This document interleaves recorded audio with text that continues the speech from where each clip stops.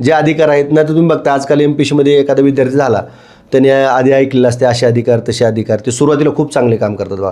1 वर्ष एकदम फोकसला असतात, इंस्टाला असतात, फेसबुकला असतात. 1 वर्ष झाले की तो विद्यार्थी गायब असतो, सक्सेस झाला. ते एकदा तो सिस्टीममध्ये घेतला आणि तिथलं त्याला ते सवय गुण अवगुण काय लागलं की मग ते सगळं विसरतो. महागतले जे आपण एथिक्स शिकवलेले असतात, म्हणून तर आता नवीन सिलेबसला एथिक्स आणलंय. त्याचं कारणच आहे ते की मला इथनं जरी शिकून काहीतरी पुढं तरी टिकावं ते कायमस्वरूपी. नंतर तुम्ही आजकाल बघता बरेच अधिकारी त्यांची पुस्तक आहेत, मग तिथं MPSCनं तुम्हाला निवडले कशाला, सेवा करायला निवडले, पुस्तक लिहायला निवडलेलं नाही. त्यांच्या म्हणजे बॅचेस पण आहेत काही. हो आहेत ना, आत्ताही आहेत. आता आपण त्याला विरोध करू शकत नाही. आपण जर म्हणलं तर तुम्ही ते म्हणतील की तुम्ही पण क्लासवाले आहेत, तुमच्या मुलांची संख्या कमी व्हायला लागली म्हणतोय. परंतु MPSC आणि UPSCने जर तुम्हाला महाराष्ट्र लोकसेवा आयोग म्हणजे लोकसेवा करण्यासाठी निवडले, त्यात एक शब्द आहे लोकसेवा, तर ती लोकांची सेवा करायची. परत इकडे विद्यार्थी येऊ मग नाही तर मग शिक्षक म्हणून काम करा ना आमच्यासारखं.